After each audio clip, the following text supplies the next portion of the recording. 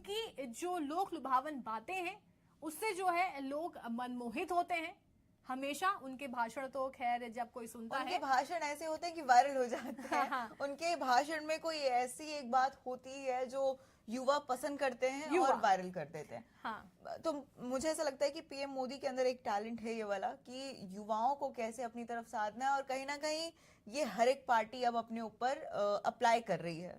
बिल्कुल। तो खैर अब तो लगातार अपडेट ये आ रहा है कि शुरुआती रुझानों में बीजेपी जो है सबसे बड़ी पार्टी, क्योंकि 80 पर पहुंच चुकी है। एनडीए की बात की जाए दूसरे नंबर पर। हाँ, और अगर एनडीए की बात की जाए तो 154 सीटों पर एनडीए इस समय है, और गठबंधन की बात की जाए तो 76 सीट पर अभी भी अटकी हुई है। तो लगातार ये जो अटकना है कहीं ना कहीं आरजेडी यानी महागठबंधन के दिल में जो है वो धड़कने काफी तेज कर रहा होगा, क्योंकि यहाँ पर जो एक बड़ा दावा था तेजस्वी यादव की ओर से कि हम सरकार बनाएंगे, हमारे कार्यकर्ता जो हैं हर इस समय केंद्र पर मौजूद हैं जहां पर गिनती हो रही है, क्योंकि 46 ऐसे केंद्र हैं जहां पर गिनती हो रही है, वहां पे कार्यकर्ता रात भर से मौजूद थे।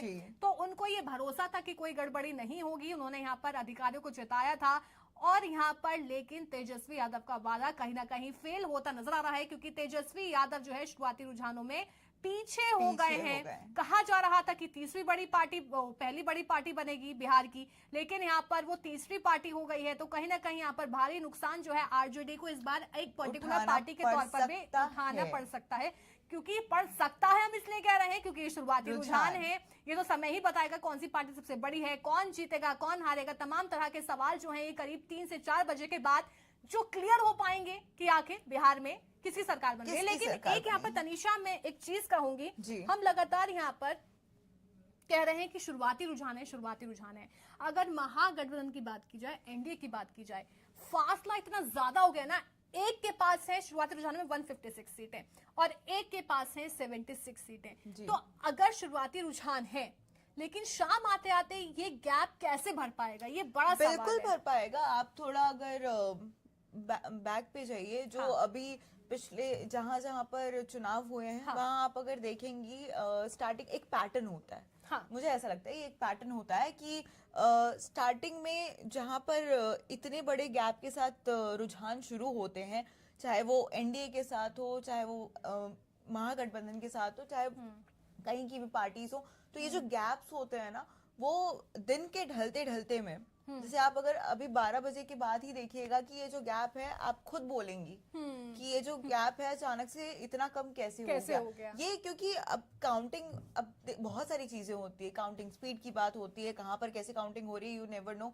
अब हमें भी नहीं पता है, हम यहाँ पे बैठ के बस नंबर्स बता रहे हैं, हमारे पास डेटा जो आता है हम उससे बता रहे हैं। सो वहां पर क्या माहौल है, ग्राउंड जीरो पर क्या चल रहा है, वो उस हिसाब से वो ज्यादा नॉलेज उनको होगी इस बारे में।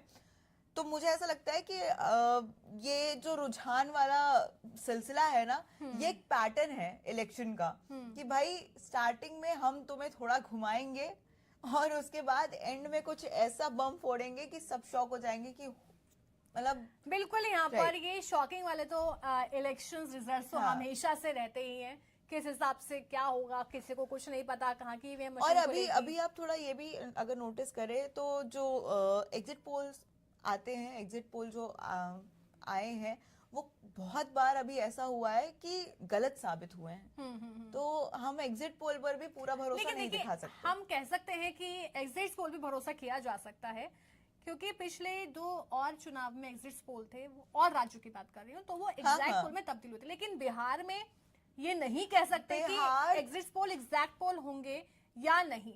लेकिन चुनावी रुझान में